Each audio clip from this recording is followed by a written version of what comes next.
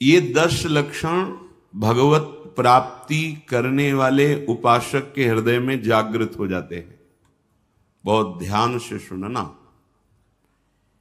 ये 10 लक्षण जब प्रकट होने लगे तो जान लेना कि अब हमारा परम सौभाग्य उदय होने जा रहा है।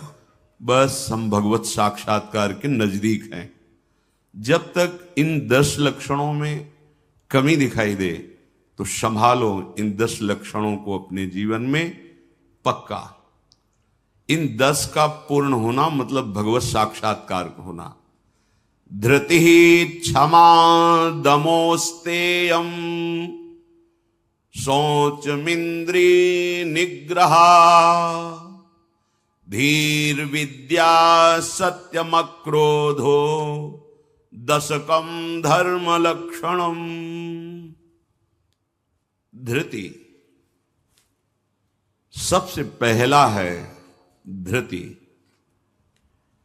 किसी भी प्रकार का संकट, अपमान, विपरीतता, प्रतिकूलता, दुख आ जाए,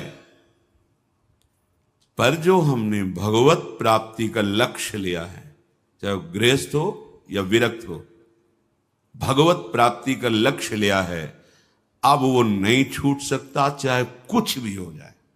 पहला लक्षण स्वीकृति इसीलिए कहा है। बहुत जोर की बात है। खुली वस्तु रखी है, बिगड़ी जन्म अनेक की अब वहीं सुधरे आज हो ही राम को। यह स्वीकृति बहुत बड़ी बात है। अपने लोग देहाभिमानी हैं तो क्रियाओं पर संतोष करते हैं, क्रियाओं पर विश्वास कर लेते हैं कि मैं ये कर रहा हूं, इसके फलस्वरूप ऐसा मिलेगा। लेकिन उस सब करने का फल होता है होना, और वो सत्संग से प्राप्त हो जाता है एक क्षण में। इसीलिए स्वर्ग सुख, मोक्ष सुख, फिर मर्त्यलोक के सुख की बात क्या, सत्संग के समान नहीं रखा गया। तात स्वर्ग अपवर्ग सुख धरी तुला एक अंग तूलन ताहि सकल मिली जो सुख लव सत्संग। स्वीकृति बहुत जोर की बात है। पहला है धृति। धृति माने किसी भी प्रकार का कोई भी अपमान, तिरस्कार, निंदा, परिस्थिति, विपरीतता आपके मार्ग में आवे पर आपकी स्वीकृति पे अंतर नहीं होना चाहिए। इसे धृति कहते हैं। धृति ये बहुत आवश्यक है भगवत मार्ग के पथिक को।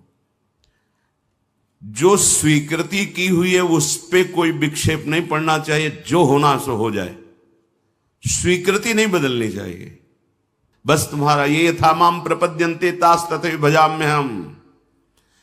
कोई भी परिस्थिति, कोई भी विपरीतता, कोई भी अपमान हमारी स्वीकृति में अंतर नहीं डाल सकता। मृत्यु स्वीकार करना अच्छा है, पर स्वीकृति पे अंतर नहीं आना चाहिए। वही स्वीकृति भगवत प्राप्ति करा देगी। गोस्वामी जी बाद में सब बातें कह रहे, पहले कह रहे बिगड़ी जन्म अनेक की अब वहीं सुधरे आज। हमारी धृति इतनी कमजोर है कि प्रतिकूलता के आभास मात्र में हम छोड़ देते हैं।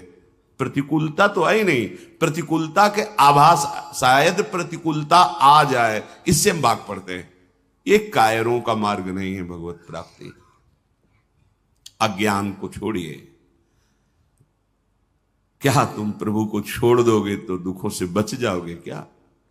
जो कछ लिखा लिलाट दुख सुख देह संग भुगते गो जहां जाएगो या सिद्धांत अभंग।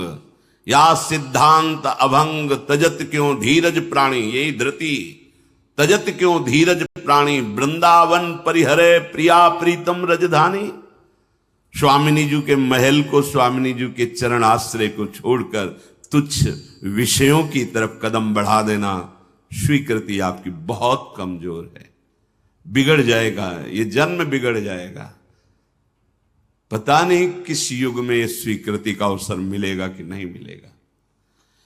कितना भी संकट आवे, धैर्य नहीं छोड़ना। सब कुछ सहना है, राधा राधा कहना है। नियम बना लो, जीत जाओगे। काल पर भी विजय प्राप्त कर लोगे। विश्वास करो, ये मंत्र मान लो, सब कुछ सहना है, राधा राधा कहना, राधा राधा। आपको सराहेंगे, आपको चाहेंगे, आप जो मर्जी आवे सो करो। सराहेंगे आपको, कोसेंगे नहीं, आपको सराहेंगे और आपको ही चाहेंगे। हम आपसे तन मन प्राण सर्वस्व समर्पित करके प्रेम करते हैं। ये प्रेम मार्ग की बात। भगवत प्राप्ति करना है तो पहली बात है ये धृति, ये धैर्य रखो। ये नहीं देखा जाता, धैर्य नहीं दिखाई देता, धैर्य नहीं। जरा सा विचलता हुई भाग पड़े। कहां भागोगे? जिधर भाग के जा रहे उधर तो विचलता का समुद्र है। यहां तो विचलता तुम्हें अविचल स्थिति प्रदान करने के लिए है। यहां का भय तुम्हें निर्भय पद प्रदान करने के लिए है। और इस भय को स्वीकार करके भाग रहे हो तो महाभयावह प्रवाह है संसार का, बहते चले जाओगे। अभय होए जो तुम्हें डेराई। धृति, जो धृतिवान है, लौकिक पारलौकिक सारी संपत्तियां उसके चरणों में झुकने लगती हैं। देख लो, शब्द पर ध्यान दो। जो धृतिवान है, धैर्यवान है, हर कष्ट सहता है, तो आगे जो मार्ग है बोले लौकिक और पारलौकिक सारी संपत्तियां उसके चरण चूमती हैं, क्योंकि वो धैर्यवान है। अगर धृति नहीं है तो परमार्थ का भेष भले हो, परमार्थ की स्थिति नहीं होगी। इसीलिए भगवान कपिल देव जी ने माता देवती जी से कहा, जो आसक्ति संसार के बंधन का कारण है, वही आसक्ति यदि महात्माओं के चरणों में हो जाए तो मोक्ष का खुला हुआ द्वार है। तो वो महात्मा कैसे होते? तो सबसे पहला शब्द था तितिक्षवहा, मतलब महान सहनशील होते हैं संत जन। तितिक्षवा, यहां धृति, ऐसा धैर्य कि कोई भी विचलित ना कर सके। बहुत गंभीरता से, इसीलिए इसमें रुके हुए हैं, बहुत गंभीरता से। पहला लक्षण है भगवत प्राप्ति का। जिसके अंदर ये 10 लक्षण आ गए तो भगवान प्रकाशित हो जाते हैं हृदय में, क्योंकि वही परम धर्म का स्वरूप है। भागवत धर्म में चलने वाले या कोई भी धर्म स्वीकार करे तो धृति जरूर आनी चाहिए। अगर धृति नहीं, आप पातिव्रत धर्म, एक पत्नी व्रत धर्म, जो जहां जिस धर्म में, तो उसको धैर्य धारण करना पड़ेगा। बिना धृति के धर्म का पालन नहीं होता। फिर ये तो परम धर्म, महाभागवत धर्म, प्रेम धर्म, इसमें तो कष्टों की परवाह करे तो योद्धा कैसा। अगर अनुकूलता, प्रशंसा, मान और सुख की चाह है तो परमार्थ का पथिक कैसा। अभी भ्रम में है वो। किसकी अनुकूलता? किसकी अनुकूलता? शरीर की। चाहे जितना अनुकूलता देते रहो, नष्ट होगा। इसकी अनुकूलता नहीं। श्री कृष्ण अनुकूल ले। श्री कृष्ण की अनुकूलता को देखो कि हमारे शरीर, मन, वाणी, चेष्टा प्रभु के अनुकूल हो। उसके लिए तुम धैर्यवान बनो। चाहे जितनी निंदा हो, अपमान हो, तिरस्कार हो, संकट आवे, विपत्ति आवे, परवाह नहीं। तो हर विपत्ति संपत्ति बन जाएगी। देख लेना, लिखा है कि जो धैर्यवान होकर परमार्थ में चलता है तो लौकिक और पारलौकिक सिद्धियां और सफलता उसके चरणों में आ जाती है। श्री राधा किंकरीणाम लुठति चरण यो रद्भुता सिद्ध कोटि, करोड़ों प्रकार के वैभव सिद्धियां उसके चरण दास्ता में आ जाती, हाथ जोड़े खड़ी रहती हैं जब सेवा की आज्ञा हो। दूसरी बात, दूसरा लक्षण है क्षमा। अपने साथ कोई बुराई कर रहा है, भगवत प्राप्ति करनी तो संसारिक आदमी इन बातों को समझ भी नहीं सकता, क्योंकि उसका उद्देश्य अंतःकरण धर्म में अहम ममत्व स्थापित करके भोगों को भोगना और उसी में सुखी होना है।